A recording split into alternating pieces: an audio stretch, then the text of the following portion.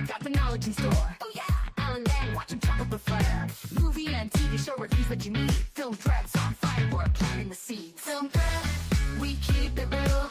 Dive into the stories, you know the deal. Turn the phone, it's the place to be. Movie lovers gather round. 1, 2, 3. Happy birthday, America. Happy 4th of July. Happy Friday. Lots of happy today. Today on the show, Jurassic World Rebirth. Plus, This Is Spinal Tap is in re-release. And a new action comedy starring Idris Elba and John Cena. It's on Prime Video on Amazon. Heads of State, we'll talk about that. And we're interviewing the director of one of the greatest documentaries about one of the greatest films ever made, Apocalypse Now. That's right, Fax Bear, the director of Hearts of Darkness. He's going to be on the show today. Plus, a celebration of America.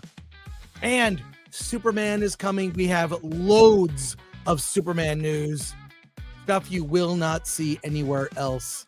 And I've got the scoop on from an insider about something that they changed about Superman. So strap in, get ready. Alan is here. I can't, as usual, I can't find him anywhere. He's not. I'll get to Alan. Let's go.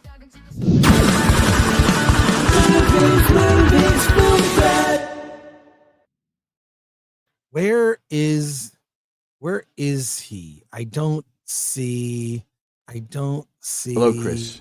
How are you, sir? I noticed Tom Cruise and I have not done a call out for Mr. Ng. Well, I'd be honored, and thank you for the invite. Here goes. Alan. Alan. Wow. You made it. Thanks, AI Brad Pitt. That's right. Well, happy birthday. Happy 249th birthday to America. Happy. I don't know. I'm gonna wear this hat today because it is hot out. I went on my morning walk, as I do every morning. Get my steps in, and I got a new book called 10,000 Steps a Day in LA.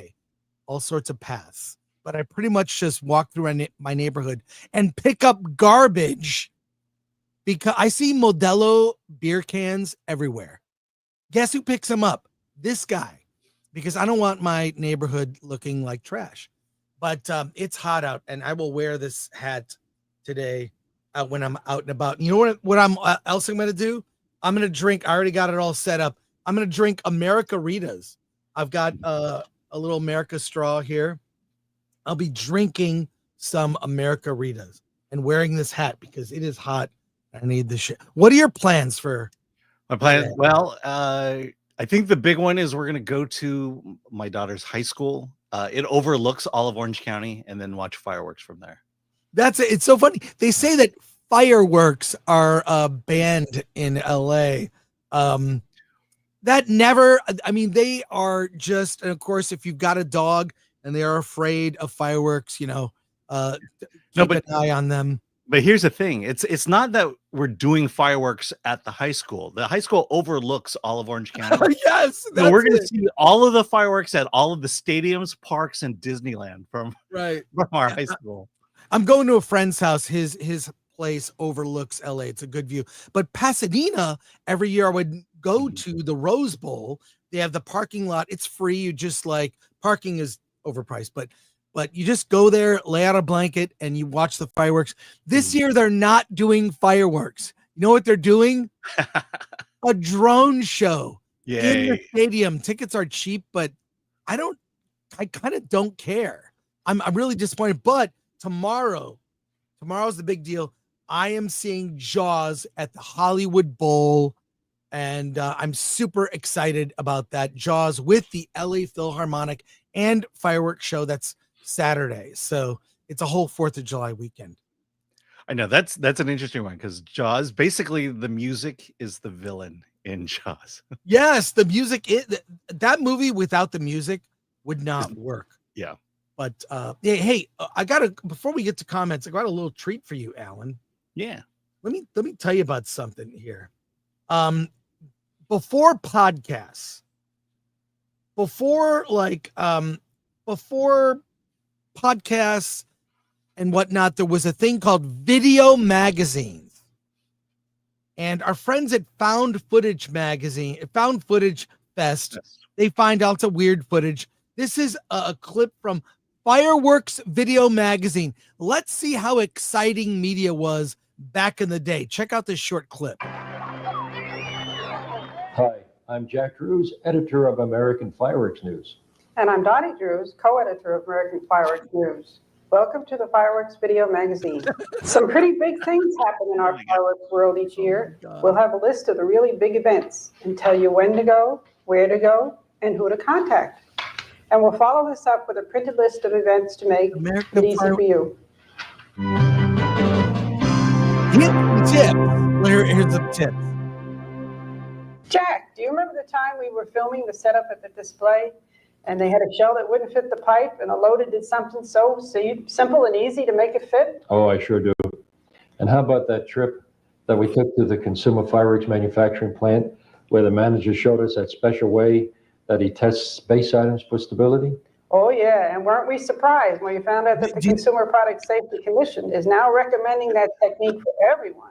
Oh, yeah. And how about that trick with the rubber bands that we learned at the display a couple of days ago? Oh, yeah. Yeah. And I Do you think they're rating? Out what a dead man switch is. Yeah, well, these are a couple of the hints and tips, the answers to which you'll find in the January Fireworks Video Magazine. Oh, he got that one out without reading. American Fireworks Video Magazine. You would get this on cassette and you would watch it to get your fireworks news. What do you think about that? I never did any of that. That has to be a Midwest thing. I love the smell Film threat in the morning. Yeah, I love the smell of film threat in the morning. We might see that ties into our guest. It ties into our guest here. But let's see who's here today in our comments. A lot of people here. Look at this. Yeah. In fact, Gridiron Masters for 2 says Happy Independence Day. Happy Independence Day to you. It's gonna be a big year. Nick XH for £2. Happy Independence Day from across the pond. Yeah. Hey, couldn't have happened without you. We're inclusive. You are welcome to celebrate our holidays because they kick ass. Our victory over, black shirts for 199. Happy 4th. Oh, thanks. Happy 4th to you, black shirt. And Jeff Romatics, member for 18 months. New book idea for you, Chris. Blow the Dog. Blow the Dog. Why did I it's weird to me that people keep bringing that up. Blowing a dog. You know, they released the full clip of Blowing the Dog. We might watch it today, later when we get to our Superman. And then we'll have to clip it out of the show. Do not clip. For obscenity reasons. Do not clip. Noah Knox Marshall for 10. Hey, guys. Happy 4th. 1 week ago, Imagination Bay wrapped shooting of Vicarian. And the amazing Doug Jones is our villain. Ethan P. is getting all the scoops. Excited to show you some stuff soon. Yeah, Ethan is one of our new writers. And by the way, Doug Jones, one of the nicest guys on the planet. He's a gentleman. He every time I run into him at a con, he says hello to me. He remembers my name, and he's just just really amazing. I saw him recently at Monster Palooza. He was on a panel talking about Hellboy with Ron Perlman, and their dynamic is hilarious. Like Ron Perlman, no surprise, is kind of an a-hole, and Doug is the sweetest man on the planet that balances Ron. Yeah. Aryan for 40. Happy 4th of July to you too. Is Trump versus Musk over? The good thing is I have not been paying attention to that because I don't care, and I'm sure it's fake. I know. Musk probably fake, or part of it is. Thank you, Arian. Matthew Hammond for 2. Is 4th of July Christmas for Independence Day? 4th of July Christmas. Ooh, that's a good call. I would agree that it is. I would agree. Wait, no, not that. What? I was trying to. I have too many tabs open because I have too many stories. Too many tabs. Here we go. We're gonna do a 2-hour show here. Yeah. Here we go. I got to put that up. Sorry about that. Yeah. Oh, we're doing a 2.5-hour show. Yeah, ML member for 17-month. Happy 4th, guys. Thanks thanks for all the great shows. You're welcome. Thank you. So I'm trying to find there it is. Well, we got a couple more comments. We'll start. Scott Christie Jones, member for 15 months. Hey lads, happy Independence Day, you traitors. Thanks, Scott. Press M to start. Happy 4th of July, Film Threat fam. And from Lord Thoth. Here we go. Yeah, like, share, subscribe, hit that bell for notifications, sign up as a member, join us on X, Discord, Rumble, and Instagram, buy our merch, shop.filmthreat.com. By the way, I have been asking for top 10 ideas over on Discord, so head over there if you want to help us build this. All right, go for it. And also our American AF collection will remain up through the end of the month, as well as our rainbow shirt, Film Threat rainbow shirt. Get one of those. You know, they're fun. And yeah, I you know what? I do have a Film Threat America shirt I am wearing right now. You can see. Worn mine. You have that one? I do have that one. I forgot to planned. Should have planned. So there you go. All right. You know what? I realized they changed the menu on StreamYard. Yes, they did. That's kind of lame. Kind of lame of them. I do not like that.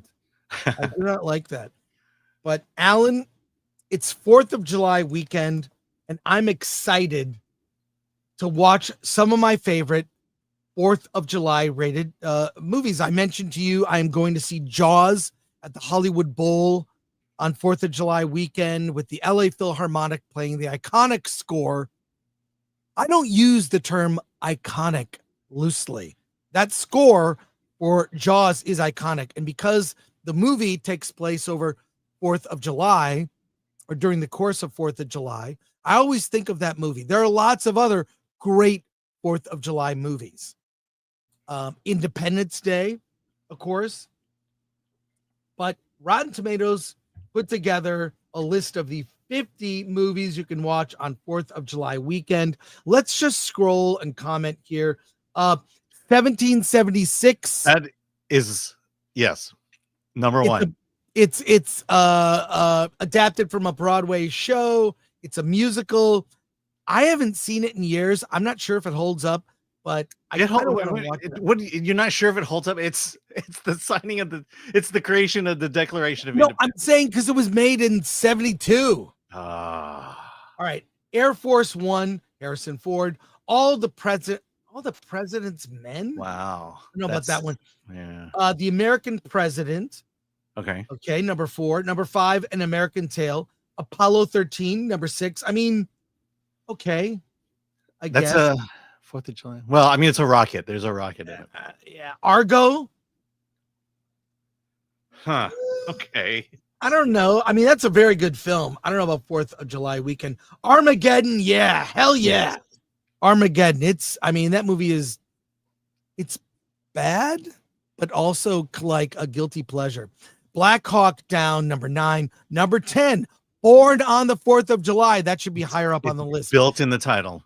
Captain America, the First Avenger, number 11. Coming to America, number 12. All right. The Five Bloods, number 13. I think it's on Netflix too. Devotion. Oh yeah. Glenn Powell. And number 14. And Jonathan Majors. Flags of Our Fathers, number 15. Am I going to go through the whole list? Flight of the Navigator. Yeah. Forrest Gump. Okay. Forrest Gump. Yeah. All right. Gettysburg from 1993. Civil War, but yeah. Glory. I really like Glory. Yeah. Again, Civil War, not. Hamilton. Yes. No, it's not. This is the filming of the stage play on Disney Plus. Mm-hmm. Yeah, I don't know. I think that is sorry to say, Hamilton's overrated. It's not, but you're right. It's not really a movie. It's not a movie. They filmed the stage play. You can't put that in that list. Yeah. Harriet. See, they have diversity on the list, but Harriet Tubman stories. There you go. number not 21. Hidden Figures, number 22. Yeah. I Know What You Did Last Summer. Okay. It's Independence Day, rotten. number 24. Oh my gosh. Should be Again, in the built- top 5. Again, built in the title. That's goated. Inglorious Bastards, number 25. Jaws, 26. Jaws at top 5. Independence Day, top 5. What are we mixing it? There is a really broad definition for some of this. Yeah. A League of Their Own. All right, baseball. Yeah, I'll give is it to you. That's fine. Civil War. Again, Civil War. Number 28, Lincoln. Civil War. It's not Live Free or Die Hard. Okay, number I think 29. it's title alone. Lone Survivor, number 30. Men in Black, 31. What? These are weird. Miracle. Yeah, what? Higher on the list, number 32. Mr. Smith Goes to Washington, 33. Oh my God. The Music Man, number 34. Okay. All right. I'll let him have Oh. that. National Treasure, National Treasure, that should be in the yes. top We're going 10. to steal the Declaration of Independence. Night at the Museum is pretty dumb. I'm not. But Number 36. 37, Mel Gibson in The Patriot. I love The Patriot. Love The Patriot. And it's got Jason Isaacs is a great villain in that too. Patton. Yeah. Opening scene alone. 38. Yeah. The Post. That's Vietnam. It's Not Vietnam. from 2017. It's New York. No. That's how I got to interview Spielberg though from that movie. I don't know about Patriot. I don't know about 4th of July. Yeah. Rocky at number 41, number 40, The Right Stuff. Uh-huh. The Sandlot, 42. Saving Private Ryan at number 43. That should be top 10. Team America, World Police. Top 10. Top Gun is top 10. Top Gun Maverick is top 10. There'll be like maybe 15 in my top 15 10. top 10 movies. Yeah, Absolutely. because why? Everything in America is bigger. That's why there are 15 movies in our top 10 movies, because servings are bigger. Everything is bigger. You get a big gulp in America at 7-Eleven. Everything is bigger in America, including our movie lists. Yeah. By the way, Rocky came out in 1976. Yes. why- U571, number 47. Hmm? I'm not sure about that. Mm. Wet Hot American Summer, very fun, not top 10. No. Not top 10. Yankee Doodle Dandy, number 49. Yes. And number 50, Zero Dark 30. The ranking on this is all off. We'll put the link in the description. But By the way, we posted on the Film Threat site the best 4th of July movies, 5 of them from the writers at Film Threat. Guess where this is that on image came from? filmthreat.com right now? That's on filmthreat.com. It's the header image. But yeah, let's go quickly through it. We agreed with Rotten Tomatoes. 1776 is the number 1 movie, followed by Spirit of 76, starring John Holmes. I love that. Yeah. Of course, The Madness of George III with Helen Mirren, and I hope she's topless in it. Our list is better. Yeah, Drums Along the Mohawk. A rarely talked about Independence Day film, and finally, The Patriot. These are great. Film Threats list is way better. I love that it's on our homepage right now. Absolutely. Look at that. Look at that. Is that Alan? Is that AI? What would make you say that? Because I don't remember any images from the Revolutionary War that had film cans and dynamite And popcorn. Popcorn, fireworks, film cans, and the American Revolution. Alan, who is doing our art? Honestly, I like that image a lot. Let's just say that we're not right now, paying Film for Threat. stock photos Look, to put on our stories. It pains me to say this, but when you go to filmthreat.com, use an ad blocker because we have too many ads on the site. Yeah. And it's our website and we have too many ads. I mean, but the content is great when there's no ads on it. Yeah. There's no But ads. if you do not use the ad blocker, click through a couple of the ads. Yeah, just randomly. Just I click do it on through. accident. Hey, we have a lot of comments, so let's go to these comments. Happy Independence Day from Jean Hu for 742. Oh, thanks. The movie guy for 2 already watched Jaws this morning. I'm going to see it in the theater. Nice. Aryan for 40. Chris, you look like a member of Rock Band in G4. Yes, I love that game. I finished it with a group of friends. I played the Beatles version, which was great. I had all the Rock Band games. I love them, and they were dumb. Got Christy Jones for 5. It's bubblegum, easy to watch, and I really enjoyed Heads of State. Oh, let's save that for when we talk about Heads of State. Hey, Andrew Cram, 100. Thank you so much. Huge supporter of the channel. Happy 4th to you, Andrew. I hope you have a hot dog with a sparkler and firecrackers are going off. And the movie guy for 2, The Sandlot is a 4th of July film. Yes, it is. It's on the list. Travel Geek became a YouTube member. Thank you, Travel Geek. Thank you for becoming a member. Hey, we have a lot of other news stories, so let's get to our stories. Wait. What? We have so many. What are we doing first? How about the first one? Okay. Superman blows a dog. Now, people may have, critiqued me for saying this, and some nefarious people clipped me saying Superman blows a dog, but I'm here to tell you and can show you the actual clip. It's the scene, not just a quick thing in a trailer. No, here is the scene in question. All right, now you've seen it. I feel vindicated. I guess that stuff's legal in certain states. Yeah, well, I think Crypto will be the star of Superman, and there'll be a spin-off Crypto movie coming to Max at some point. Yeah, probably. So, and here's something else dog related. You can't punch a dog. Now, I haven't seen some of these clips, but this is from the press junket for Superman, which is resulting in a lot of crazy clips. We'll go through them over the next week or so because there's too many. But look, it's a quick clip talking about Crypto. We were at the screening last night, and a lot of us we're jaded journalists. We watch movies every single day, and we see things that are terrible on the screen, and we sit there in silence.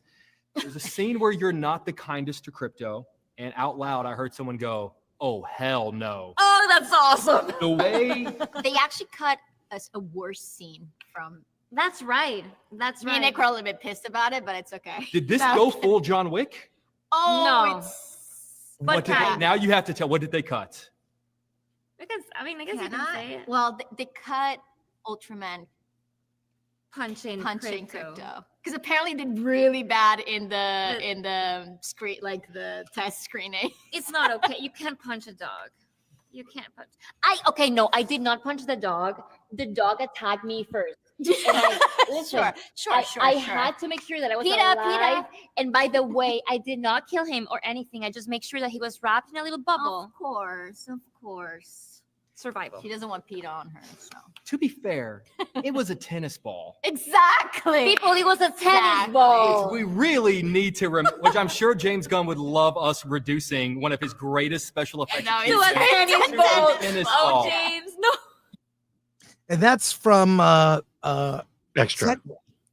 From Extra. I gotta say, the guy who does the interviews, I actually really like him. I've met him in real life, but his suits are made of spandex. They're so tight. I mean, do you get them 3 sizes too small? Now, I have a follow-up to this story. Okay. From someone who was at the test screening and saw that scene with Ultraman basically attacking Crypto.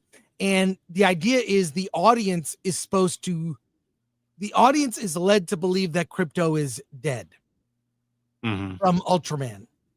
And then when Crypto comes later, it's a triumphant moment because he is not dead, but you are led to the audience. This may be considered spoiler, but the scene is not in the movie.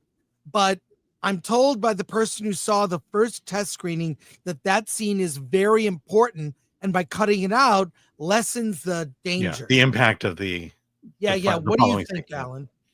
I always have issues when people say you can't do something in movies. I'm sure there's a line that is there that you really can't cross that line, but I feel that my interpretation of that line is much broader than everyone else's. And look, can you punch a dog? John Wick killed a dog, or a dog got killed in John Wick. And as long as it's a part of the story, then you can do it. As long as it's, as long as you handle it right, as long as it adds to the emotion and your involvement and engagement in that story, I'm all for it. And I think that's the problem with Hollywood nowadays is, you have this list of can'ts, and that's why we have crap movies today, because people are playing it way too safe. Well, I agree with. So I talked to this person. Yes. Who saw the scene. He says it's important because it's a low moment in the film, and then later in the movie pays off with a high moment. If you pull out that low moment, it's not. When you earn things, that payoff is like a triumphant yes. Yeah. Crypto's back or whatever. But it's that also the initial, so the Crypto gets punched and he dies. That's a moment in the film where you feel something deep, whether you agree with it or not, whether you like it or not. You are now engaged in this. You're upset, and then now when Crypto finally appears, it reverses that feeling, and it's an emotional leap that you take in the movie, and now that leap is gone.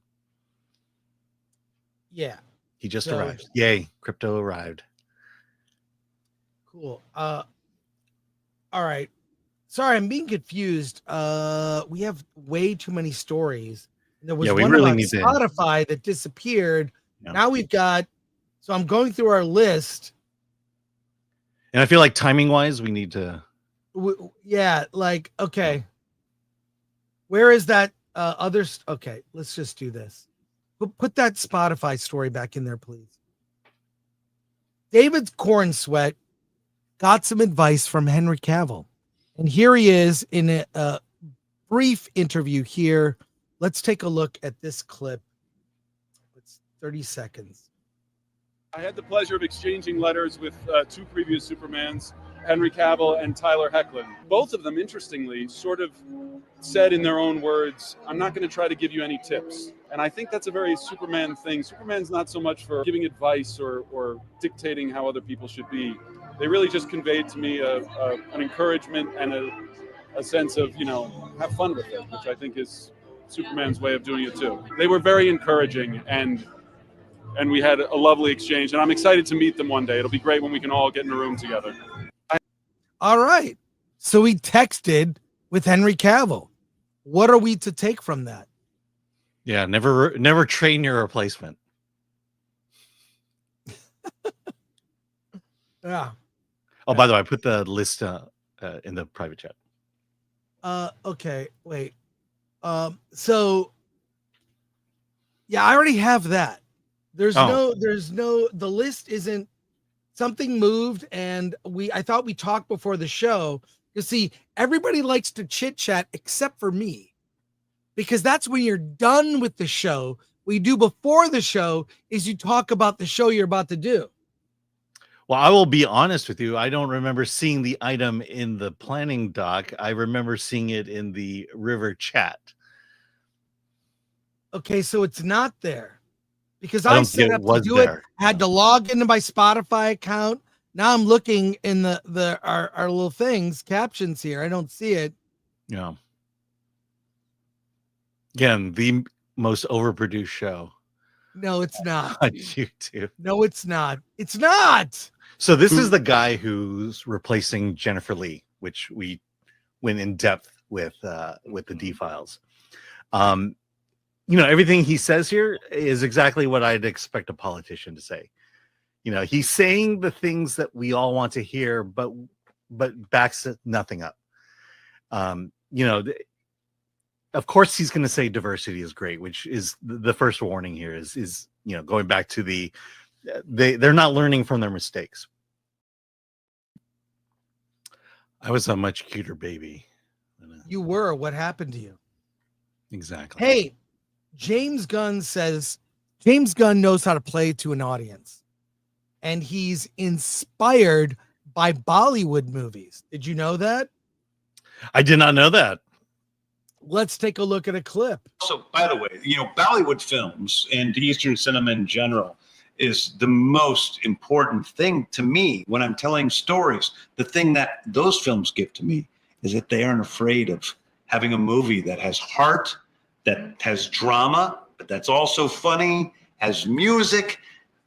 All of those things are beautiful. And that is what life is, right? Life is all of those things. Life isn't one genre. And so that's really where I take my inspiration for Superman, is from Bollywood movies.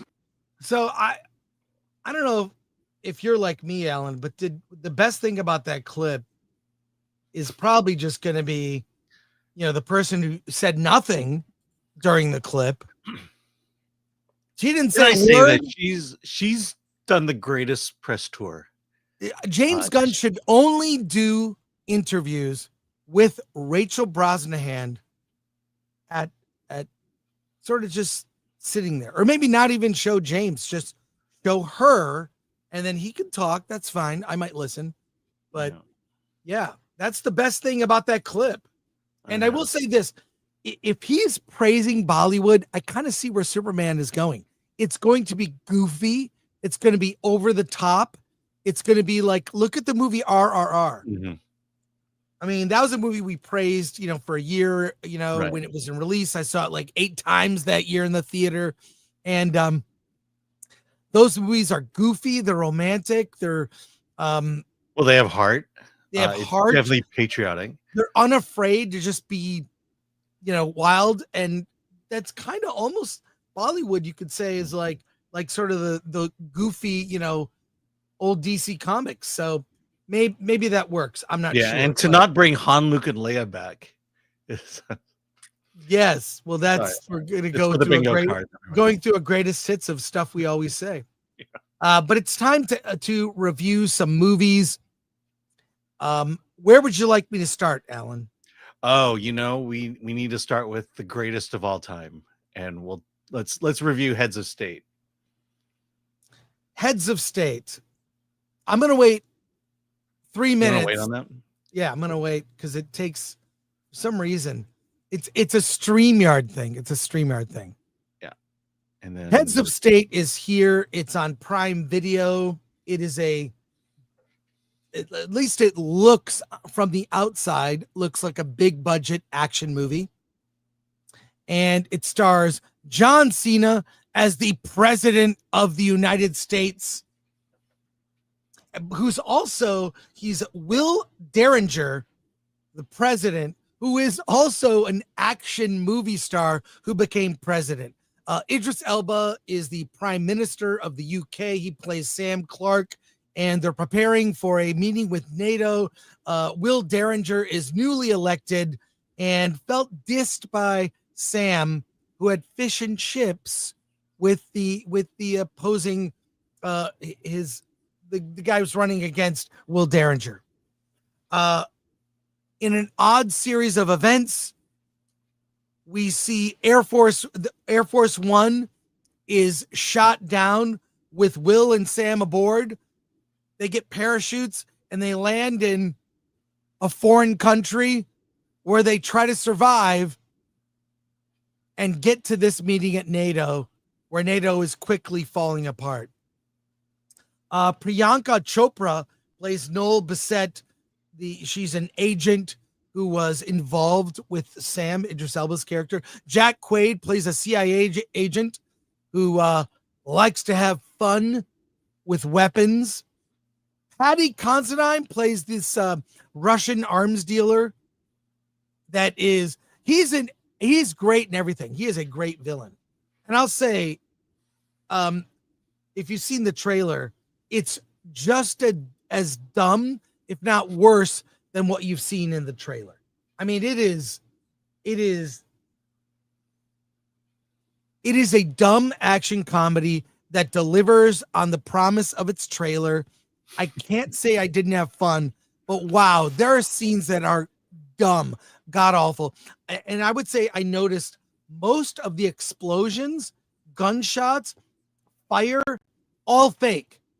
All fake. I mean, obviously some explosions real, but for the most part, all the gunfire, it's all digital. But I can't say I didn't have fun, and it's on Prime Video.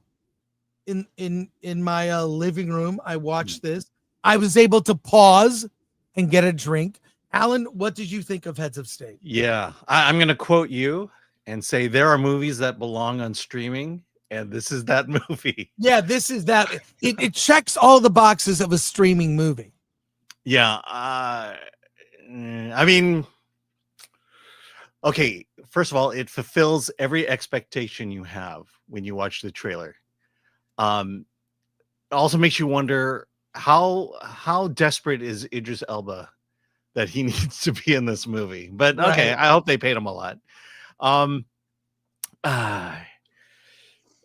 It's like it's just another action movie. That's the best thing I could say about this is it's not going to move the needle either way. You're going to watch it, you're going to forget it, and you're going to move on. I saw The Lottery with Awkwafina and John Cena. Saw it once, and I moved on. I've seen Heads of States. I saw it once, and now I'm moving on. It just has all the stereotypical stuff you expect. Priyanka Chopra Jonas. Wow, boy, can she lay a punch in. It's every stereotype, every trope is in here. All the boxes are checked, and even and I'm not going to spoil it, but even the villain who utters words that are of current times. That's the best way I can say it. I'm going, oh well, you just now revealed who the true villain is in this. At a moment they thought that they could stay out of politics, but no, they stayed in it. So, I mean, look, if Amazon just needs to get eyeballs on their product every few months, this movie will do it. We'll watch it. We'll like it. We'll not be overly, we won't overly hate it. And then we'll just move on to the next thing Amazon puts out. That's kind of the pattern we're getting here. Yeah. Like that Lottery movie with John Cena and Awkwafina, I did not see, because I saw the trailer and knew I would hate it. Yeah, it lives up to the expectations. The trailer, yeah. But this Heads of State, it's like, all right, it's fun. It's not really, they don't really get political too much.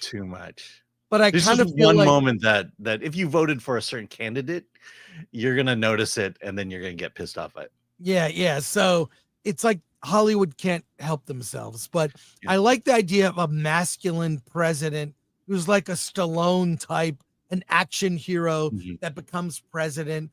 But in real life, he's not really a badass, Yeah. But he becomes... I should mention one thing you didn't point out was Idris Elba's character, the prime minister. He's a former special forces agent. And I think the plot here, or the theme here, is that you have the U.S. president who's an action movie star versus Idris Elba, who is an actual action hero, special forces guy. And then there's that dynamic that plays, which is basically what this entire movie, the theme of this entire movie of the contrast in these two characters, which I found interesting. And I'll move on to the next one. Well, here's the thing. It's good for a streaming movie. Solid 6 out of 10. Good time while you're watching it. You'll forget about it after. But I did laugh. It is goofy. It has people I like. I like Idris Elba. I like John Cena when he's not bending the knee to China. And and I like Jack Quaid too. So it's solid. It knows it's not 2.5 hours. Get in, get out, be entertained. I recommend. What about you? I'll tell you the reason to watch it. It is the Jack Quaid sequence. That was great. That was great. He's having fun killing people. It was weird. He's like a psychopath. Yeah. He's Yeah. And good. then for wrestling fans, there is a little bit of a nod to wrestling in this. And I'll just leave it at that. Yeah, but it is ridiculous, over the top, and even though it's bad, it's fun. Let's go to comments. Let's see. Okay, here we go. Yowzer79 blew agog and got deep-throated by a kaiju. From Pat for Buck over on Rumble, HBO just announced Crypto starring Pedro Pascal. Awesome. That I would believe.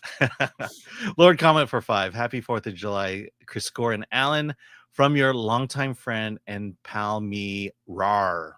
Thanks, Lord Comet. Love seeing you pop up on X. Yeah. I try to like all your I love comments. you constantly in my notifications. Yes. Thank you. Jean here gifted 5 from their memberships. Appreciate you, Sean Hu. That's great. Members, check out the members only videos. Lots of stuff. Pilgrim Media for 2. Happy 4th, gents. And happy 4th to to you back, Pilgrim. Football Frequency for 5. Jack Black kicks Baxter off the bridge and then comes back to save Ron Burgundy. We've seen it. It's right out of Anchorman. Happy 4th of July. That's right. I forgot that scene. Aryan for 40. Early reviews of Superman not good. Why, Gunn? Why? I am told there is one early review that leaked. Lori's going to find it. We'll go over it at the end of the show, or we'll save it for Monday. Yeah. But I heard one review has leaked. I will say this. I got invited to a press screening of Superman. An early press screening. Now, I already have tickets to see Superman on Tuesday, July 8th at the AMC Burbank 16. And I'm told our friend of the channel, friend in real life, Robert Meyer Burnett, did not get a ticket. John Campea bought a bunch of tickets for Superman. Mm-hmm. He doesn't have one for Rob. I texted Rob. I'm like, What? do you need one? Yeah, exactly. I texted Rob, do you need one? So I am bringing Rob to the screen. Anyways, I got invited to a screening. Guess when the press screening is for Superman for all media? Tuesday, July 8th at 6:30 p.m., 1/2 hour early. I have a theory. And it's at AMC Burbank 16. I have a theory. What? I believe my theory is that not all the Amazon screenings have sold out, and so they're releasing them to press. We'll see. Fiesta Cat 199. James Gunn as James Gunn in James Gunn's James Gunn. Yes. Buttery God for 5. Is there any interest or disinterest in the new Street Fight movie? I don't care, except David Desmalchin plays M. Bison. I heard that. Yes. That was reported in the news. I'll watch it. I'll watch it just because of David. Yeah, that's my feeling. Cast alone, I think that's the only reason I'm going to see it. You can have fun casting that movie. Mm-hmm. Matthew Hammond for 2. Stallone and Lundgren as President of the United States and Russia. That would work. Yeah. Scott Christie Jones for £2. You missed my super regarding Heads of State. Me now said, no, we saved it. We saved it for the Heads of State review. Where did it go? Yeah, I'm kind of off my game here. When I have 700, we have to Scott Christie Jones, just retype your comment in the chat, and we'll get it. Yeah, we'll get it. Okay. Zeitgeist Ruminator for £2. James Gunn is bringing us memories to be cherished. Oh, for sure. Thank you. What good memories. Lord comment for 5. Cena's movie is really bad, but Fantastic Four is going to be Snow White level bad. OMG. In my opinion, sorry. Chris Gore Superman is better still in the air. Most likely going to be Kryptonite. Hope not, though. Thank you for your super. I will not eat the bugs. Heads of State is the equivalent of fast food, funny, bloodless action, and way too many characters that get killed off quickly.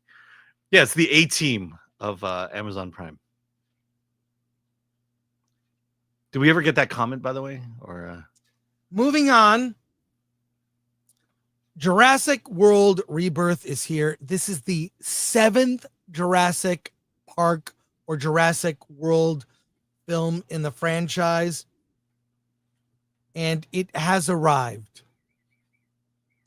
And if you've seen the trailers and gotten the gist of the movie, it's even dumber than the trailers would suggest. So let's get into it. Scarlett Johansson heads up the cast with Mahershala Ali and Jonathan Bailey as Dr. Henry Loomis. The doctor is part of a team that will go to an island around the equator where remaining test dinosaurs have been left to survive on this island, and some of their dinosaur DNA or blood may be used to cure heart disease. The opening of the film opens with cards that tell us that the world is bored of dinosaurs. Most have died off, but some of them survive and thrive around the equator where they're more acclimated to the climate. Scarlett Johansson plays forgettable name Zora Bennett. I'll refer to her from now on as Scarlett Johansson. Mahershala Ali plays Duncan Kincaid. I will not remember that. And Jonathan Bailey, the doctor, whatever. Jonathan Bailey. And don't forget Rupert Friend. Yes, Rupert Friend also there as evil guy. He's just evil. They go to this island, and it's literally the plot of a video game. Collect all the blood and the DNA with this kind of clever, they shoot a dart into the dinosaur. It extracts the blood, then rockets out with a parachute, and you catch it. You catch the blood container. Now, that's fine for a video game movie, fine. But the great thing about the very first, what's weird is they have not made a better or even close to a movie that compares to the first Jurassic Park. Mm-hmm. That first movie, that sense of wonder, Dr. Alan Grant. I mean, it's they have not been able to recapture that. And whenever they play that music, they're tugging on your, remember the first movie that you liked? All the movies since have been some level of not great. There are ones I like better than others. I like the but first, nothing's come close. I like the first Jurassic World. That was with the nostalgia. Chris Pratt is likable, but wow, these are bad. But it's merged with a completely different movie about a family on vacation caught in the middle of the equator where there are dinosaurs that can kill you. And I could care less about anyone. I don't care about anyone in this movie. I don't care about the elite team. I don't care about their mission. And sorry, we're going to get into spoilers. There is a choice. Do we want to get paid all this money for getting the blood? Or, according to Dr. Henry Loomis, do we want to open source this data so we can give the cure to everyone? And Scarlett Johansson, who got paid a lot of money to be in this movie, she wants to do the good thing, at least on camera, in fiction, in a fake series of events. But in real life, she's not doing this movie for charity, but she wants to look, her character is virtuous on camera. The family is annoying. There's like a little kid that befriends a dinosaur. There's the dumb dad, and the plot armor is the plot armor of the family. Do you know what it is? They're not white, and they're not going to kill a brown family on camera. They're just not. I knew they would be in peril. Not one would be killed off. I was right. You know what's great? We're talking about Jaws earlier. What is it? The Kittner kid? I saw a kid in that movie dies. Yeah. There's a movie called, go look it up, Reptilicus. It's a cheesy movie, right? A cheesy monster movie from back in the day. There is a family in a house, and guess what? Reptilicus eats the family in the house. He swallows the whole house and kills them, which tells you anything can happen. But when you cast certain ethnicities in certain roles, and this happened in Heads of State, you know they won't be bad, and you know they won't be killed. As soon as I saw the ethnicity of this family, I thought, oh, they're fine. They're fine. Lame. Kill them. Kill them. Here's the thing. I don't care that I like a diverse cast. I like Mahershala Ali. I like all these actors I like. But everyone should be in peril and danger. BS. Didn't care about anyone. The events, Chris, and I don't want to. Hang on. The CG is worse, and the movie is bland in terms of the way it's colored. Another rant for another time. Yeah. I just want to respond to your diversity comment. What did you think of the Asian character? I mean, they killed them all before the movie started. Off camera. Yeah. Apparently, all the dinosaurs ate all the Asians in the world. What I'm saying so they don't appear in the movie. What I'm saying is a shocking moment I will never forget. Reptilicus, look for the clip or cut it in here when I'm talking. Reptilicus eats a family in a house and swallows it. Mm-hmm. It shocked me as a kid. In the movie Jaws, the Kittner kid, I was about the age of that kid, around 10 or 11, when I saw that movie. He's with his mom on the beach. He's got the little raft. He goes out there. He's with his friends, and Jaws eats the kid. Kill all the white people. Kill all the faceless guards you want. And I'm just saying, I noticed it, and it's lame. It's lame. Even in Heads of State, there's the one woman we think betrayed John Cena's character. Guess what? They're like, she's the insider who betrayed us. No, she's not. She was a black woman.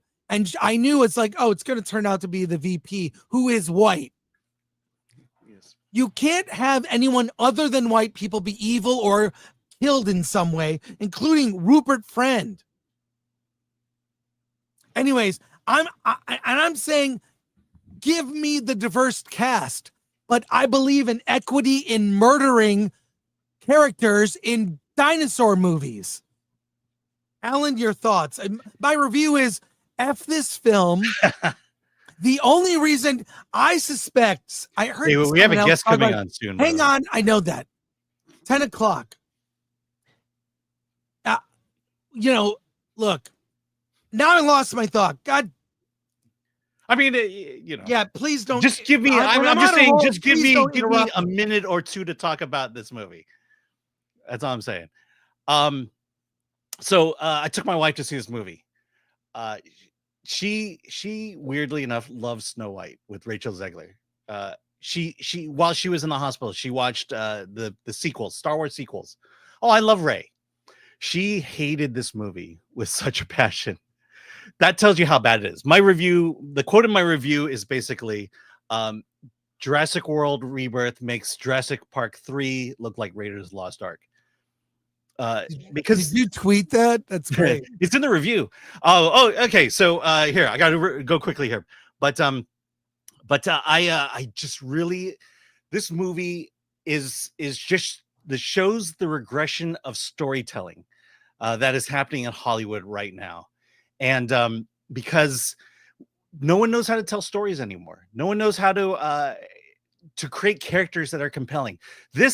You mentioned this is a video game. This is a D&D game. These are just people who have roles, have jobs, and they do the job. The movie is about doing a thing and getting that thing done. The relationships between characters are nothing. They're just, we're a family or we're coworkers. That's the depth this movie is. The other thing is there are themes to all the other Jurassic Parks except 3 that discuss something important. Jurassic Park 1, should humans meddle with nature? Part 2, should this exploration of nature be profit motivated? Jurassic World was they finally create a park. And now they're overconfident in this technology to save people from dinosaurs. In Fallen Kingdom, there's this moral, ethical question whether, here's your chance to kill all the dinosaurs. Do you do that or do you save them? And then the last one, it's this idea of environmentalism, of, dinosaurs living with humans, and blah, blah, blah. This is about DNA, capturing DNA and creating, the question here is, should we share technology with the world or should we allow corporations to have it? That is the depth of that question is nowhere near the depth of the questions of the original Jurassic Parks. And this is just, this movie lacks so much depth. It's an incredibly shallow film. And it is far from, I don't want the Jurassic Park to go in this direction. That's my comments. What do you recommend this movie? No, I don't recommend it either. It's now, by the way, the audience I saw it with had fun. They actually had fun. Yeah. And they cheered when people died. And I think that's a testament to the fact that no one cared about these characters. No one cares about them at all. But again, it goes to storytelling. Today, all Hollywood wants to do is throw flashy images in front of us to make this a roller coaster ride that means nothing. That's why you don't go to a theme park that is just a roller coaster ride. You have to theme the ride. Right. And that's what these movies are. They're just cheap knockoffs of the originals. They're just there to make you feel good and have a quote unquote fun adventure along the way. And lastly, I'll say one last thing. We'll go to comments before our interview subjects get here. I've heard that a lot of these movies, these like 7th or 8th movie in the franchise, they don't care if they make money because they make money on the back catalog. Right. And I've when the new Mission Impossible came out, I bought all the movies on Fandango Voodoo on VOD because they were in a package for like a reasonable price. Now I have the movies on digital, and it helps sales of the back catalog. When a newer film comes out, you're like, well, this wasn't very good, but they have the back catalog, the trilogy on sale for $20. Yep. That's how they're making money now. So there you go. Not a recommend. Not a recommend. Let's go to your comments. Okay. Well, we're gonna need to blast through these real fast, but Darth Yeager gifted 5 Film Threat memberships. Thank you. Pilgrim Media also became a YouTube member. Lower comment for 2. You should rename it Jurassic Park, in my opinion, Chris Gore. And Aryan for 200. No Indian really wanted to relate themselves with Bollywood. Bollywood made DEI films before Hollywood even knew of DEI. RRR was from a different industry, Tollywood, who believes in conservative values. Yes, I'm well aware of Tollywood. We've talked ad nauseum about that. We talked about it ad nauseum. Garth Wright Returns, 1999. I was talking afterwards with my wife. I told her it would be better plot if they just did a shipwreck story with a family. They have to figure out how to get off the island and work out their inner family issues. That was Jurassic Park 3, by the way. Yeah, they made that movie. Yeah. Fiesta Cat 199. I'd watch Jurassic Horror where everyone dies. Alexis Adobo. Rebirth, full of forced and unnatural dialogue. Yes. Von Max for 5. The best part of Jurassic is hearing reviews later, like from Film Threat. Thank you for your in-depth review. And last comment. And from Scott Christy Jones, it's bubblegum, easy to watch. I really enjoyed Heads of State. It a bit psyops regarding NATO, but I didn't care. Both Cena and Elba were great. 7 out of 10. Nice. Yeah, we gave it a 6, so not too far off. Cool. There you go. Hey, it's time. Here at Film Threat, we do a lot of interviews with filmmakers, and there's a film that is being re-released in a restored 4K version, Hearts of Darkness. This movie might be one of the greatest films ever made about filmmaking and the process and the journey. And Apocalypse Now for me is iconic. I saw it in first release with an audience. I don't think many of us understood the impact that film would have, but I'm happy to talk to the director, Fax Bear of Hearts of Darkness, and the Zoetrope archivist, James Mockoski. They're joining us today. Let's talk to them about the restoration of Hearts of Darkness.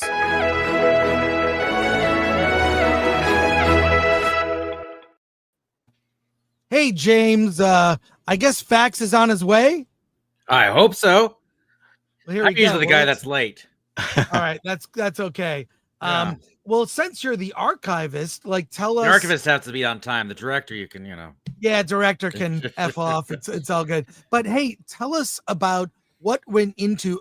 First of all, I saw Apocalypse Now in. Let's just do this because we're gonna have a bunch of us talking. I saw Apocalypse Now in initial release when it came out, and I remember everyone talked about that movie. They talked about it was too long. The last third of the movie is kind of just weird.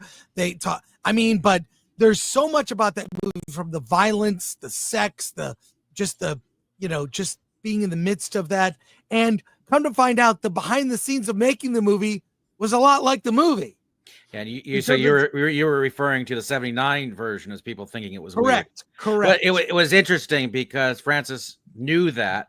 It was very hard for him to get people up the river. He knew that there was going to be a rather difficult journey for the audience.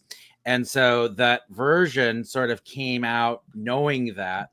And 30 years later, that's how Redux is sort of born. He was like, well, okay, I think people could accept an even weirder film.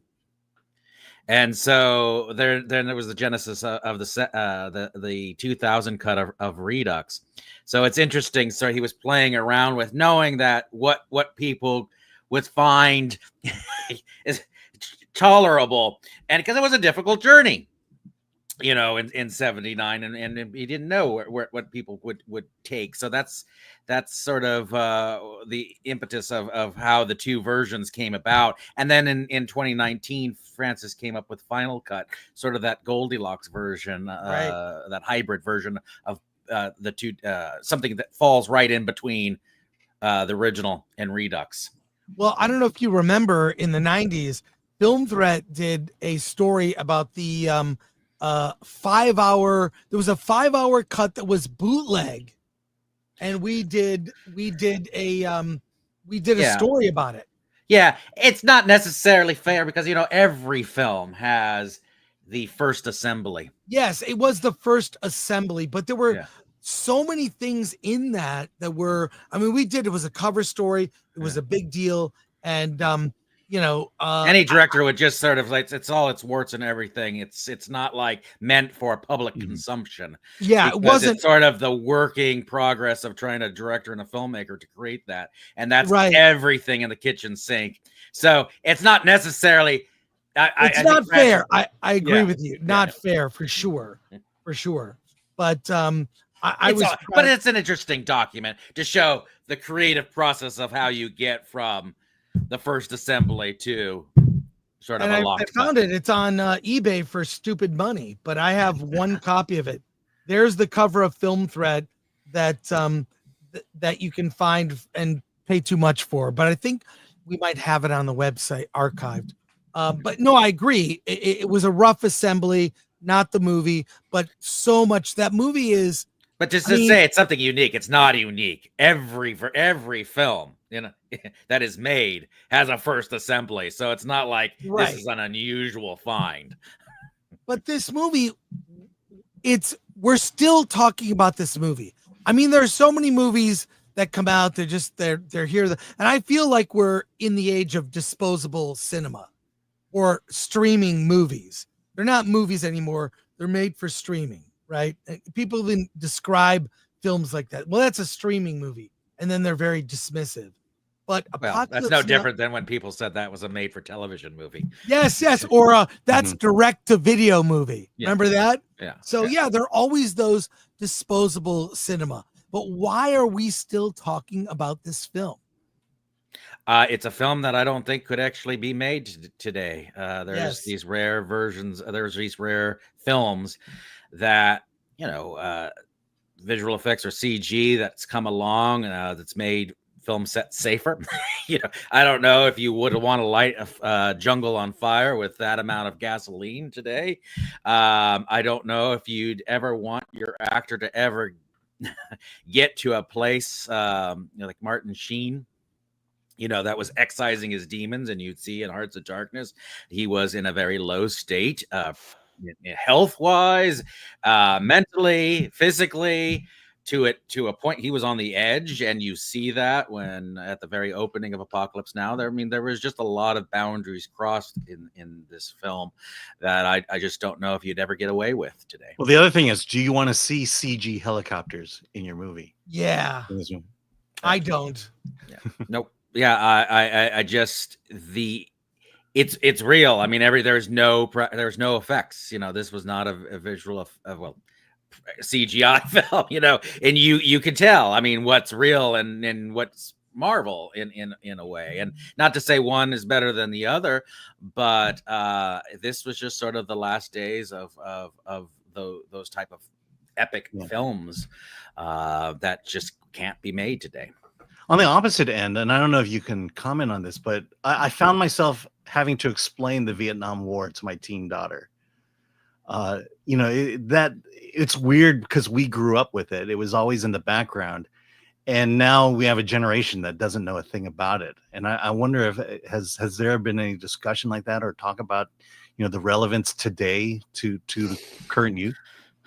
I think it finds its place. So I don't know if we're in any better place politically or in, we certainly found ourselves in quagmires after the Vietnam War that has taken us years to get out of, Afghanistan and all.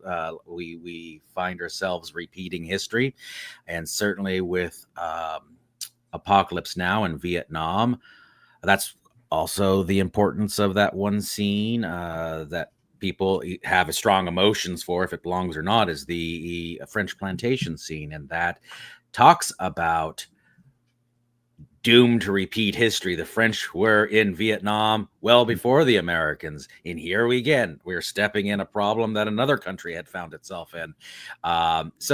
It's relevant because we keep stepping into the same mess and never looking back in history to try to say, we've been here. Let's try to avoid this trap. Yeah. I'm no fan of forever wars, but I grew up in the 70s, and I remember living in the shadow of Vietnam. My uncle Mike, he was in Vietnam, got a Purple Heart, so it affected my family. And even George Lucas, love him or hate him, whatever. The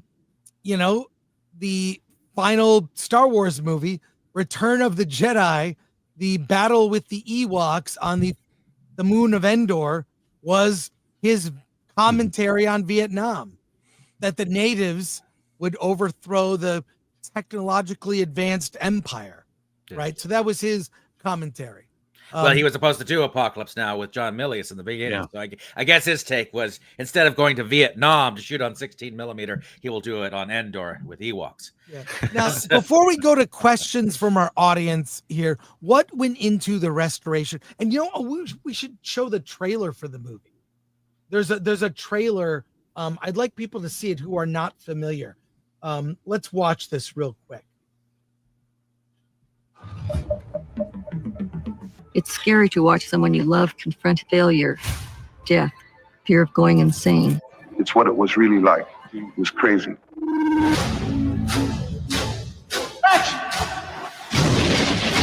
I was making it on the crest of the acclaim of the Godfather films. Every day, 100 problems. But I don't know what I'm doing. I said, "Who is this Willard?" And Francis looked me square in the eye and he said, "He's you." Brando agreed to the $1 million a week. Are they seriously saying that Marlon would not show up? It was like you were in a dream. I was not in the greatest of shape. Just do what I asked. Marty's had a heart attack. I really had him close call. Film is not about Vietnam. It is Vietnam. Oh, I mean, this movie, we've all been watching it years after. What went into the restoration exactly? Well, as a documentary, it started back in 1989. Fax was working as an EPK director and making press kits for Les Mayfield and George Zaloom. And George, I guess the story goes, is that he had heard at the 10-year anniversary of Apocalypse Now that Eleanor Coppola had shot about 80 hours of documentary footage for Apocalypse Now. And he was wondering, after he read Eleanor Coppola's book, notes, a diary about her time filming Apocalypse Now with Francis, he was wondering, I wonder where all that footage went to. And so they wrote to Zoetrope and found out that, they were welcome to come up to San Francisco and see some of the footage. And that's how Fax sort of got his first taste of the footage and started cutting together selects that he sold to Showtime at that time. But, they had access to the original 16 millimeter footage. It was blown up. It was transferred from 16 to 16, 16 to 35, blow up. So when we did the restoration, we really wanted to go back to the original 16 millimeter negative and do a 4K transfer of that. So it was fresh off the original negative. This is probably a presentation that's never been seen in this quality, which is exciting to us. Hearts of Darkness never really got attention in the last 30 years. It's had some releases here and there on sort of HD releases in the early 2000s, but this is sort of the first time we went back to the original material to rescan it and clean it up. We've got over 2,000 people watching live. We've got a lot of questions. Let's get through these because I know Fax had an issue and is unable to join us, but I'm sure he'll be able to answer these questions. So Alan, let's go through them. Yeah. From Daniel Martin for 2. Do you think this franchise will ever go rated R? Oh, that's for Jurassic. Oh yeah, that's right. World. Oh, I think we're already rated R. Yeah, we're already rated. Yeah, but yeah, I think it means NC-17. No, it's funny with Apocalypse because we have to keep rating it. Every time we create a new version, we have to go back to the MPAA to re-rate it. And I was like, which is crazy to me because it was an R back in '79, it was an R in 2000, and Final Cut. Hey, guess what? It's still an R. Was it ever at risk of going NC-17? No. Yeah, okay. Matthew Ham for 2. Which version of Apocalypse Now should we watch? The Redux or the original? It is interesting. When my first experience was Redux in 2000, that was the first time I experienced the film. Every generation has their own, as the Star Wars fans, they have their own version that they grew up with. I'd say see Final Cut because it's sort of that middle hybrid between the two. It's where Francis feels it's a happy medium. But there are fans of 79 and say that's the only film you should watch. It's always amazing too. I worked on Outsiders. People who saw the original Outsiders, that is their film. Don't touch it. But people who saw the 2005 version, the complete novel, same thing. It depends on what generation saw the first version, and that's the one they go to bat for, which I think is great for any artist to have that, to have a dialogue of two different fan sets that are going to bat for whatever version you've created. Yeah. Lord Comment for 2. This movie is showing its sheenius. Right. I love puns. Yeah. Tina Beeb, my dad was in Vietnam for 2 hours. He loved this movie. 2 tours. Two tours. 2 hours. He's lucky. I was wondering about that too. He flew in, got out. He was one of the lucky ones. Yeah, this is from one of our writers, Kent Hill, actually. Could you talk about any edits made to the film? For instance, I have a version in which during the footage of the party thrown on set to celebrate the 100th day of, and then the next one shooting. Next day there's a follow-up to that, but it was something about it wasn't Sing in the Rain. It was Yes. Sorry, it was a part 2. But yeah. Yes. Anything Goes. Yeah, Anything Goes. That was He's talking about the music edit. Mm-hmm. Yes, that's very astute, a very good catch. I've corrected that.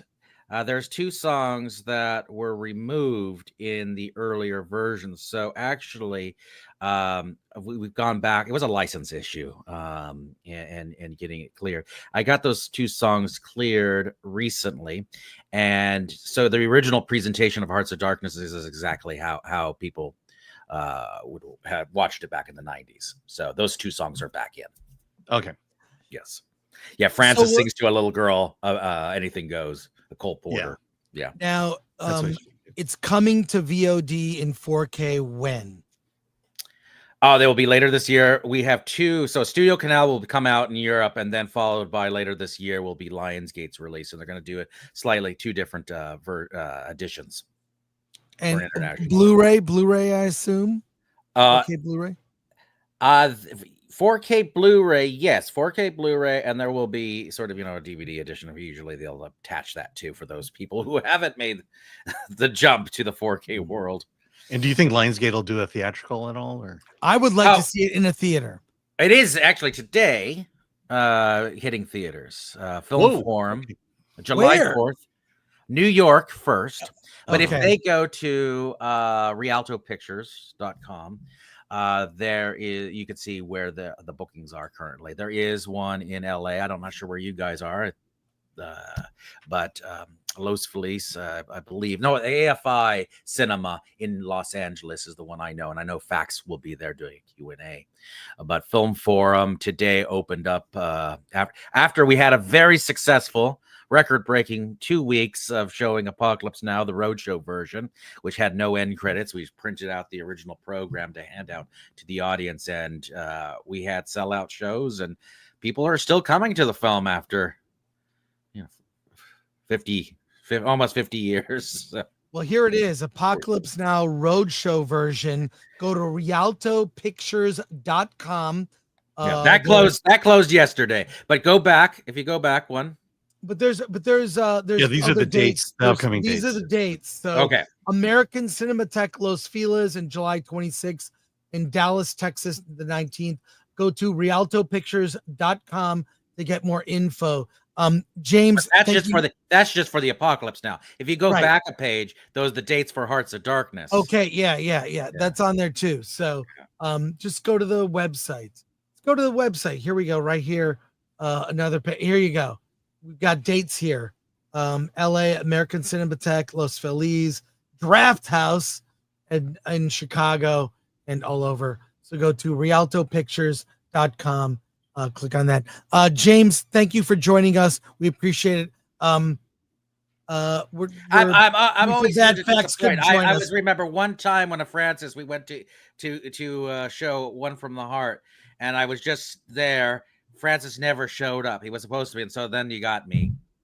Well, hopefully 20 years from now we'll be talking about Megalopolis, and because I still don't know what that movie means. I know you're not. That's a whole other. We had a discussion about Megalopolis. I think a lot of people had thoughts, but people have thoughts. Which, as I said, it's great. People are discussing it. And that's all you. That's good. Want. You don't want to see. I loved the series The Offer on Paramount Plus. Really great. Like, if you don't know anything about The Godfather and what went into that movie, it's a fun series. I love the behind the scenes stories. Couldn't you do a series like almost a follow up to The Offer, but about the making of Apocalypse Now? No. Call it The Offer 2.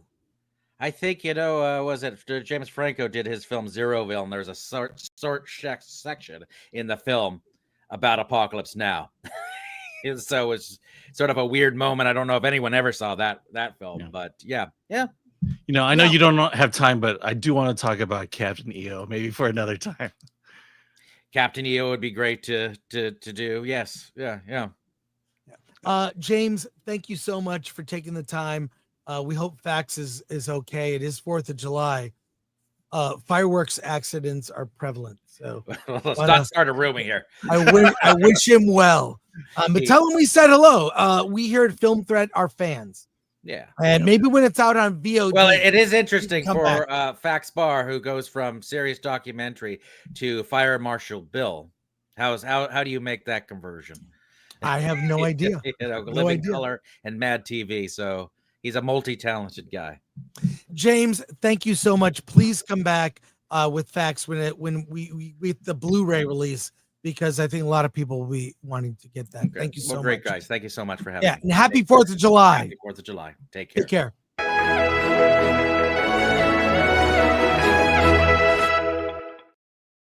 Well, that was fun. Yeah. That was fun.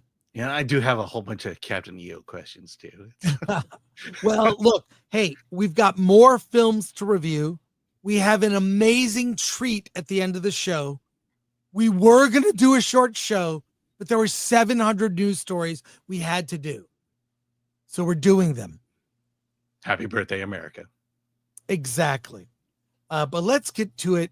Alan, you saw This Is Spinal Tap. No, actually, this is coming out this weekend through Fathom Events. So this is the a remastered version, 4K version of This Is Spinal Tap, and it will be playing from I believe Saturday to Tuesday. So you're gonna have a lot of chances to see this film this weekend. But tell me about Spinal Tap. I've never seen it 700 times. Spinal Tap is probably the first and arguably the greatest of the mockumentary series, produced and directed by Rob Reiner, who stars in it. It's the story of a British heavy metal band. You see there's Harry Shearer, Michael McKean, Chris Guest. They formed Spinal Tap, and they are on their tour of America. But the tour has problems. And like a good mockumentary, we get to see the tour and the final degradation of that tour. And we get to talk to the members of the band along the way as they explain or try to explain what's going on. And then there's an interesting rift in the middle of it. But again, this is the first of the mockumentary style, the first of the improvised style, where they just created characters. They had an idea of where the story was going to go, and they just kind of riffed. And to me, this is the gold standard of the improvised movie. And I'm excited to take my daughter to see it. She knows very little of it, and the music. Yeah, I've got to talk about the music is just incredible. Not just the quality of the music, but the lyrics to the music as well. So this really has it all. Well, look, I love This Is Spinal Tap. Christopher Guest as Nigel, right? Went on to do Waiting for Guffman. Best in Show is so great. A Mighty Wind. He's got a whole resume of these mockumentaries, fake. It's documentary style that tells a story. Best in Show is amazing. But so he's sort of in that world, and he's great. So I don't know. They're talking about This Is Spinal Tap too, right? Yeah, this is kind of the lead into it. To get the original out there before the sequel comes out.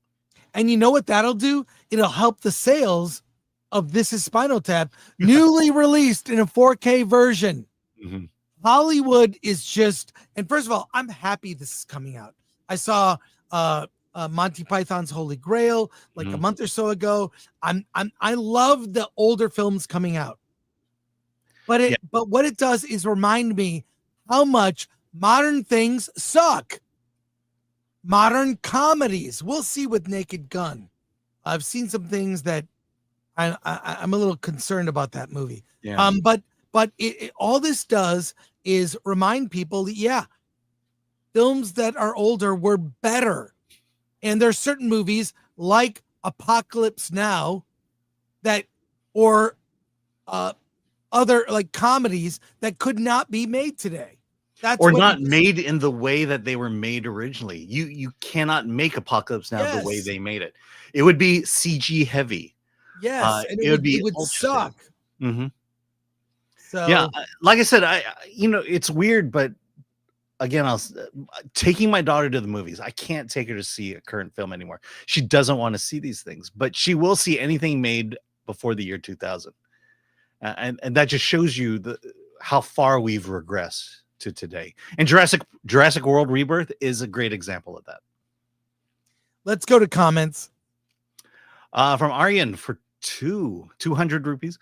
In case Americans didn't know, Bollywood is the same industry that justified 2611 Mumbai and the 9/11 from their films. Bollywood is that smelly asshole relative that we don't want to, but gets associated by. He's not a fan of Bollywood. Lord Khan for 2. So does this mean I get to be punished? 100%. Ryan Land, Cody. What is happening? Okay, Christopher Moon Productions. My father managed the band Deep Purple, and this is one of his favorite movies. He says that even though it's a comedy, it's accurate. It's completely accurate as to what it's like to tour with a heavy metal band. Yeah, it just seems ridiculous. But that's the key to these mockumentaries: is you've got to love the thing you're mocking. Otherwise, it just comes off as punitive. Hey, Alan, you saw a movie called Taste the Revolution at the recent Dances with Films Festival. Tell us about it. You begged to talk about this movie. Begged to talk about this. I want to hear. Okay, this is one of the most incredible movies I've seen in a very long time.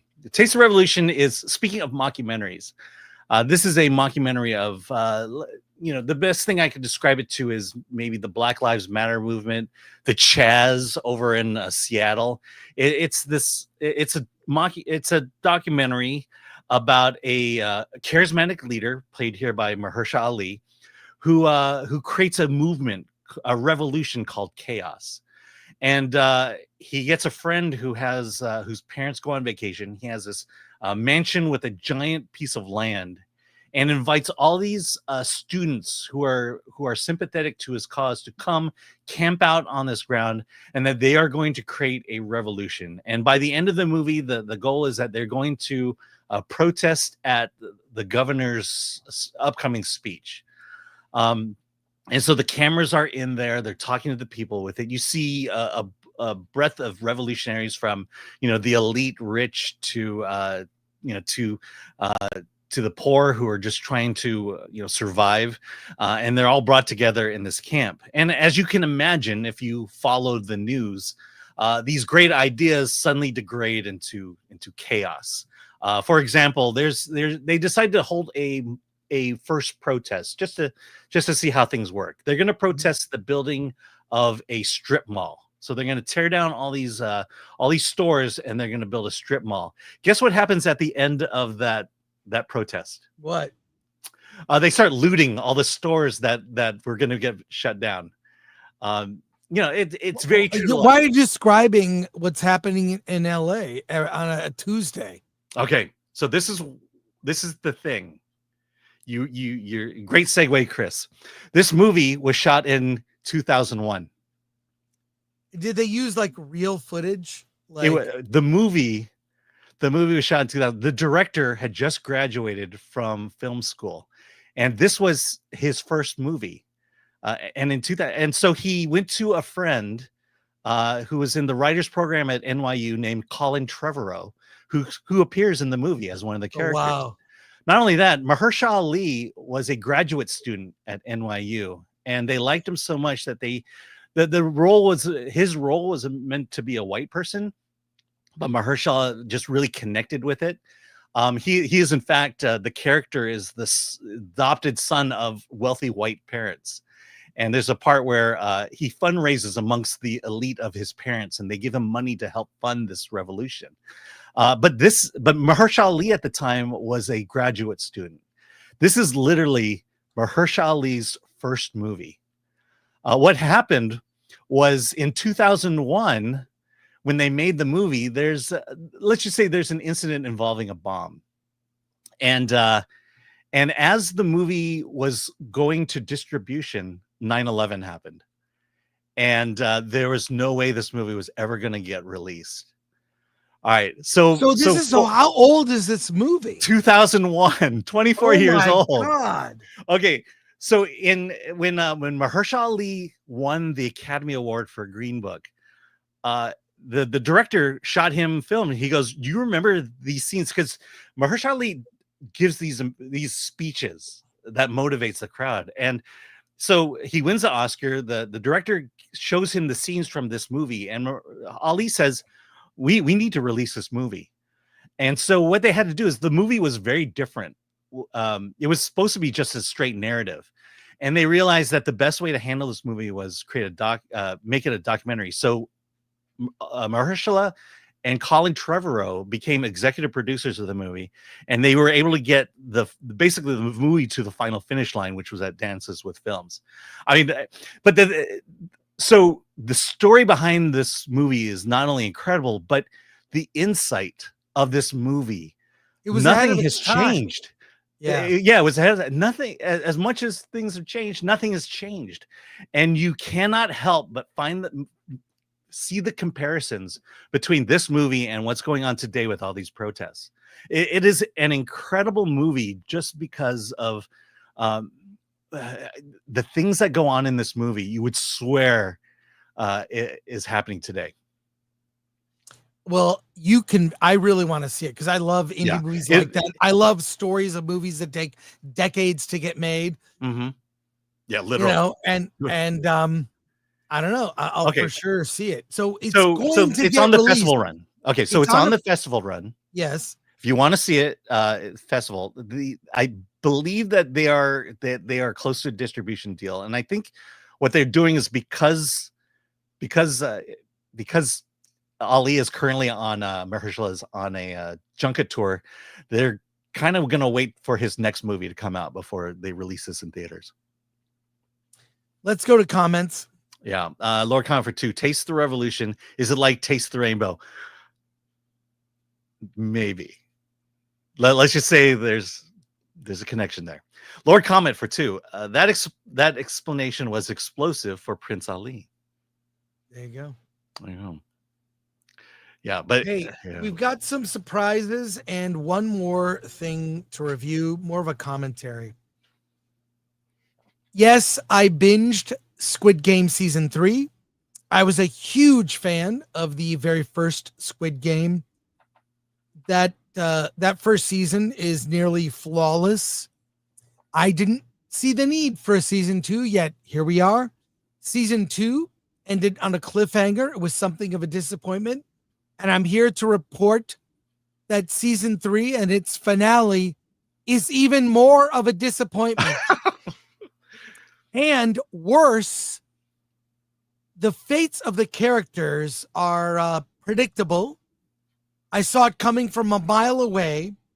One of the characters, mild spoiler here, 222 gives birth to a baby, and the baby then participates in the games, helped by 456. Where's this going?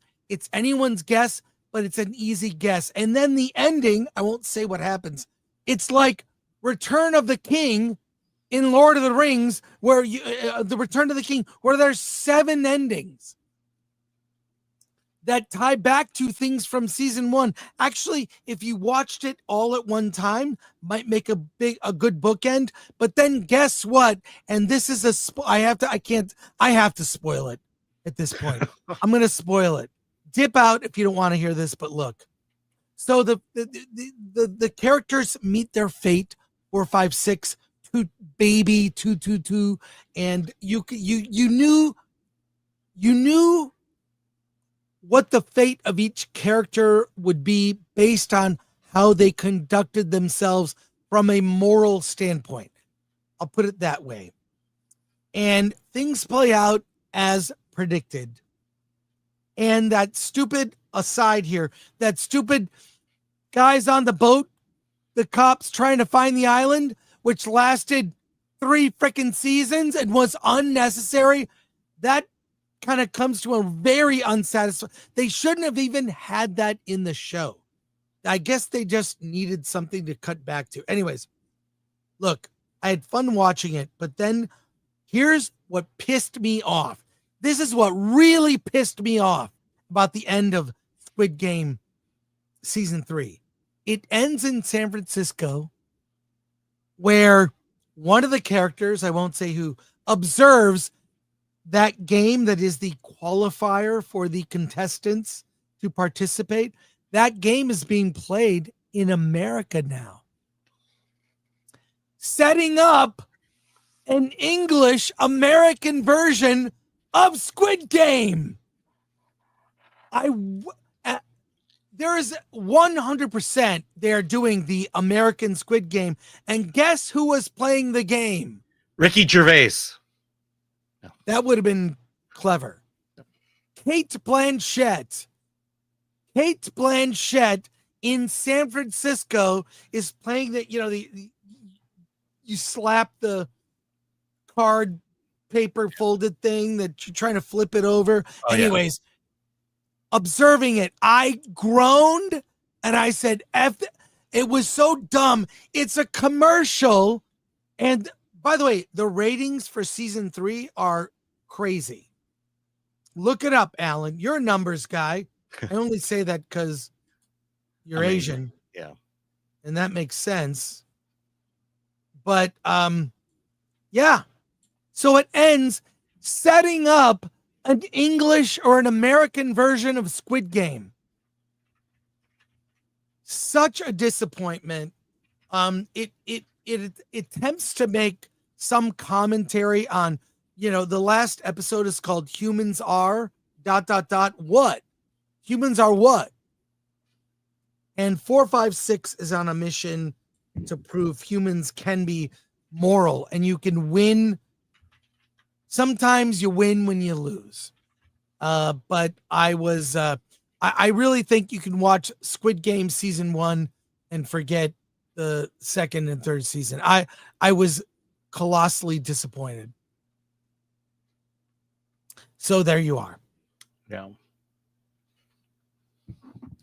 Yeah, ratings very similar to season 2. Really? Yeah, and not far. I mean, you're going to get diminishing returns, but it's holding strong. Let's put it that way. Let's go to comments. Well, I'm glad I haven't seen the show.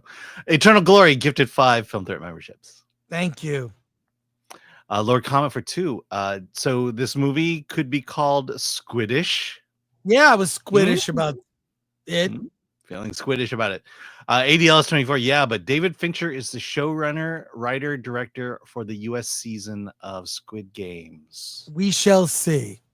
I mean, is this actually happening? Yes.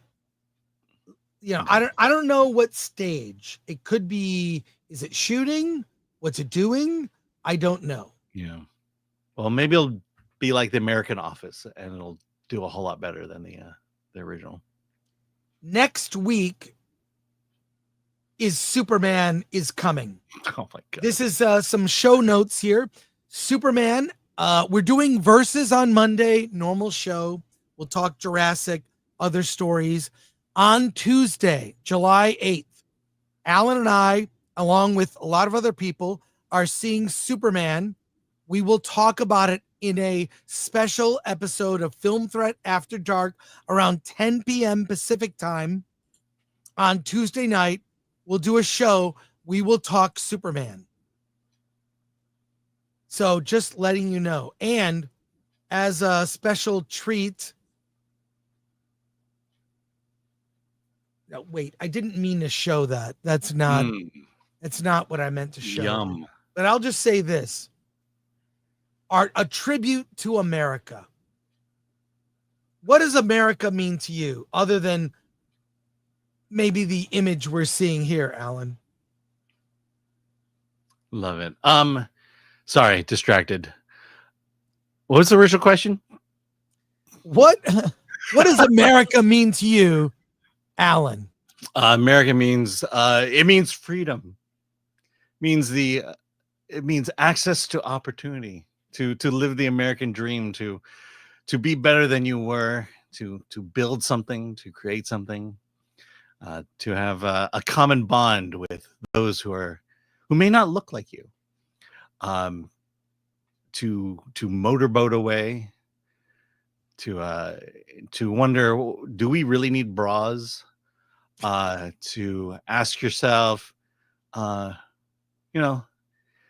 build memories along the road, this journey we call the American dream. What I love about America is anything is possible.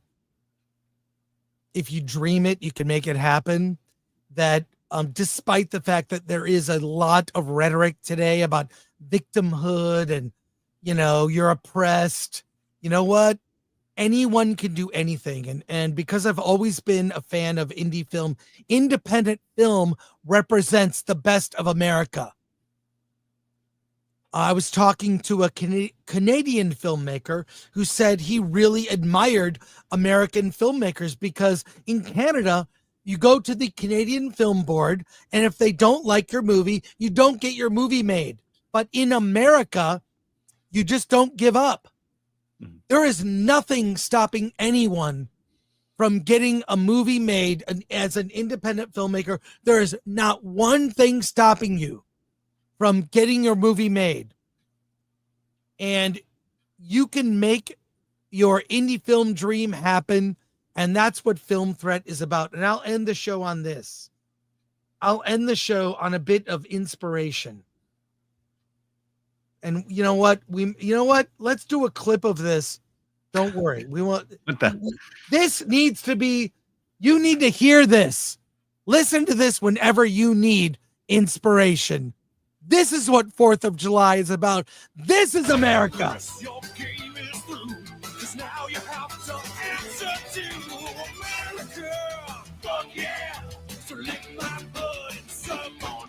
Oh my God. Let's go! Let's go! Let's go!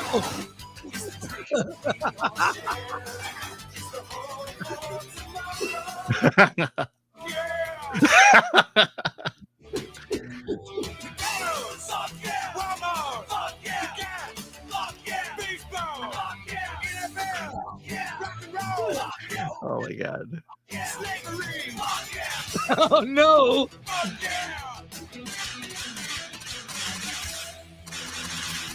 Yeah!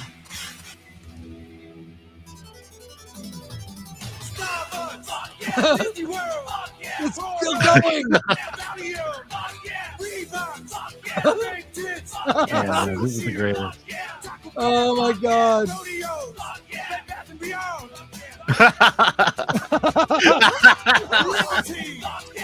Oh yeah.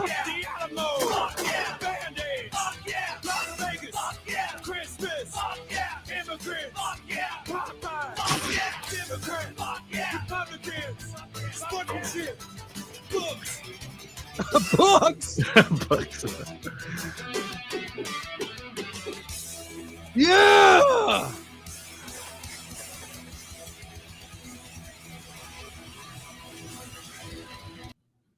I love that movie. I love that. That was great. That's our tribute to America. Hey, everybody, have a great 4th of July weekend.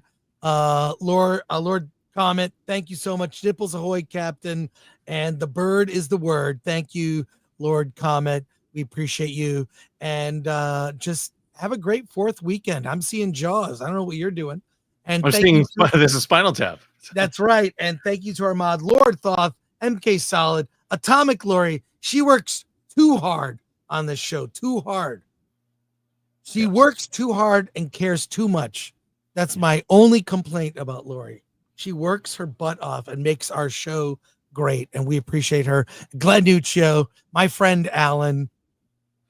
Yeah, and there we are. So and happy Independence Day there, Chris. Yeah, and Alan, what do you say? Let's get out of Alan, here. Do you have anything to say? Yeah, let's get out of here.